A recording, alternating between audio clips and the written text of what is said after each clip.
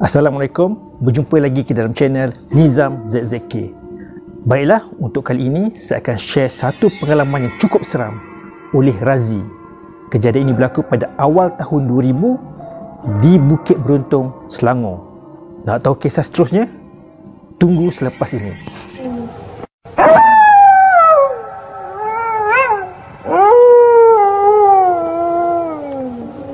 Mungkin anda di luar sana yang pernah dengar nama Bukit Beruntung. Bukit Beruntung ini merupakan kawasan bandar baru yang dibuka pada awal tahun 2000, di mana pada perancangan asalnya ia akan menjadi satu pusat ekonomi yang bergerak maju. Tetapi apabila banyak projek telah siap, contohnya kawasan perumahan, kawasan tersebut seolah-olah menjadi bandar mati. Terdapat banyak rumah yang kosong, tidak berpenghuni. Selepas beberapa hari Razi mencari rumah sewa, akhirnya Razi jumpa dengan satu rumah sewa yang sangat sesuai, lengkap dengan segala kemudahan seperti sofa, meja makan, dapur gas, mesin basuh dan aircon di bilik utama. Tetapi dengan sewa yang sangat murah, iaitu RM400. Rumah 3 bilik tidur, 2 bilik air, lengkap dengan segala kemudahan, hanya RM400 sebulan. Tanpa berlengah masa, terus Razi bersetuju untuk membuat bayaran awal tanpa deposit, iaitu RM400 masuk dan RM100 sebagai deposit api dan air. Bermakna untuk masuk rumah sewa tersebut, Razi hanya perlu membayar RM500 sahaja. Razi mula menyewa di rumah itu pada awal April. Tapi Razi masuk seorang dulu sebab sepupunya Ali akan masuk pada awal bulan Mei.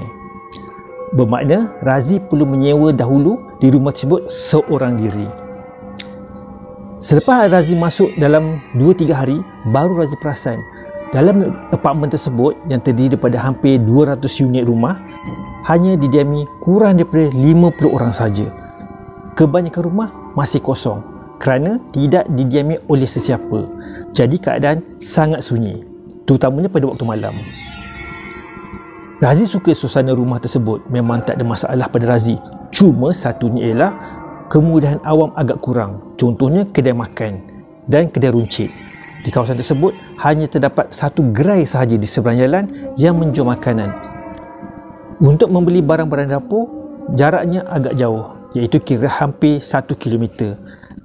Sebagai orang bujang, lebih mudah jika sekiranya Razi membeli makanan yang dijual oleh seorang pakcik di seberang jalan, tidak jauh daripada rumahnya.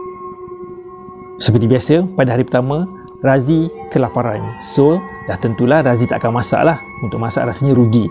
Jadi, Razi pergi ke gerai seberang jalan untuk membeli makanan. Dan Razi sempatlah berkenalan dengan pakcik tersebut. Dan pakcik namanya ialah Pakcik Din. Pakcik Din berniaga daripada pukul 12 tengah hari sehingga pukul 10 malam. Dan tiada persaingan kerana Pakcik Din seorang sahaja yang berniaga di kawasan tersebut. Razi suka pergi ke gerai Pak Din selepas maghrib, iaitu anggaran pukul 7.40 malam. Selepas maghrib saja, terus Razi pergi membeli barang makanan sebab pada masa tersebut masih tidak ramai orang. Kerana selepas pukul 8 lepas pukul malam, memang akan ramai orang beratur kerana satu sahaja gerai yang ada di situ.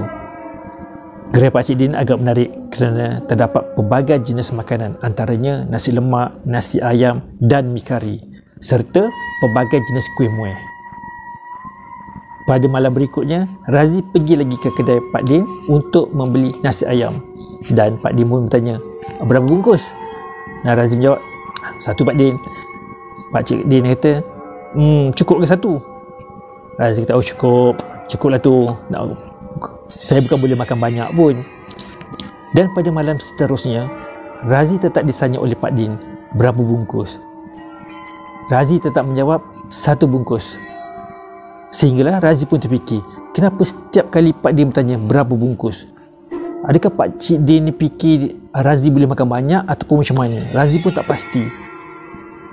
Razi menetap di tingkat 8 dan dari tingkat rumahnya, Razi boleh nampak dengan jelas gerai Pak Din. Pada minggu pertama, tiada apa yang misteri di rumah tersebut. Segalanya seperti biasa, tidak ada yang menyeramkan. Sehinggalah selepas seminggu, Ali rasa sesuatu yang aneh. Ali terlalu rasa macam berdebar-debar ataupun meremang bulu roma dan rasa macam seram sejuk. seperti ada sesuatu yang tak kena rumah tersebut.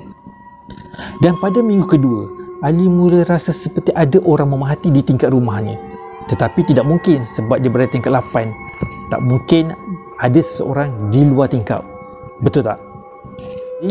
Untuk menyediakan hatinya, Razi sering fikir, itu tak ada apa-apa, tak penting. Tak ambil peduli lah. Razi tak ambil peduli langsung kelibat tersebut. Tetapi sering kali nampak setiap selepas pukul 12 malam ataupun sedang tidur, seperti bunyi tingkap diketuk-ketuk. Dan ada kalanya terdengar seperti perempuan menangis ataupun suara perempuan mengilai, sedangkan di tempat tinggalnya tidak ramai orang. Suara tersebut jelas kedengaran kerana selepas pukul 8-9 malam, keadaan di sana sangat-sangat sunyi. Di tingkat 8 hanya 4 unit sahaja yang diduduki. Unit-unit lain kosong. Dan kiri kanan rumah Razi tidak berpenghuni. Seperti biasa, setiap malam Razi akan ke gerai Pak Din untuk beli makanan. Dan seperti biasa, Pak Din masih lagi bertanya berapa bungkus. Dan Razi ni mesti jawab 1 bungkus pakcik, macam biasa. Semakin lama, Razi semakin tidak selesa untuk tinggal di rumah tersebut. Banyak kejadian-kejadian pelik yang Razi tidak pasti sama ada itu cuma perasaan atau benda tu benar-benar berlaku. Terlalu banyak bergangguan, seperti bunyi yang semakin bising, suara mengilai, ketukan pintu, ketukan tingkap, bunyi barang-barang jatuh di dapur dan sebagainya. Jadi Razi macam sama ada mahu tinggal di situ ataupun tidak. Pada minggu ketiga, terdapat satu cuti umum pada hari Isnin. Maka Razi ambil kesempatan tersebut untuk balik ke kampung. Razi ambil keputusan untuk balik ke kampung pada hari Jumaat malam. Bermakna selepas habis kerja, bersiap-siap, dan Razi terus pergi ke kedai Pak Din untuk mengisi perut. Sebab daripada Bukit Beruntung ke kampung Razi mengambil masa 4 jam. Jadi Razi makan puas-puas dulu sebelum bertolak ke kampung.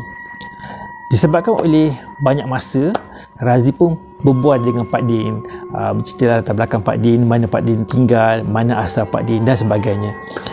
Dan Pak Din bertanya, seorang je ke nak balik kampung ni? Razi jawab, seorang Pak Din, saya bujang.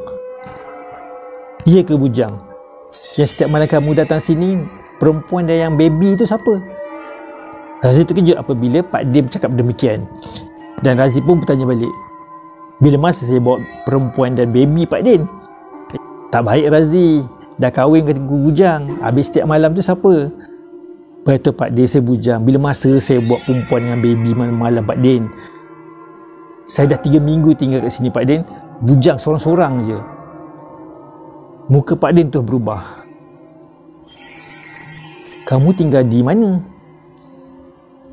Di rumah depan tu lah Pak Din, tingkat 8. Kamu tinggal di tingkat 8 yang tingkat tinted biru tu ke? Muka Pak Din mula berkerut. Dan Razi pun pelik dengan pertanyaan Pak Din. Yelah Pak Din, Razi menjawab pantas. Macam ni Razi, tak apalah Razi, nanti Pak Cik ceritakan. Bagi nombor telefon Razi, nanti Pak Cik telefon. Razi pun masa cuak. Kenapa tiba-tiba Pak Din muka bertukar bila mendengar Razi tinggal di rumah tersebut? Selepas jam makan, Razi terus memucut balik ke kampungnya di utara. Tetapi sepanjang dalam perjalanan, Razi berfikir-fikir, apa maksud Pak Din? Kenapa dengar rumah tu? Siapa perempuan tu? Dan siapa baby tu? Fikiran Razi bercelaru sepanjang perjalanan hingga kampung. Alhamdulillah, Razi sampai ke kampungnya dengan selamat.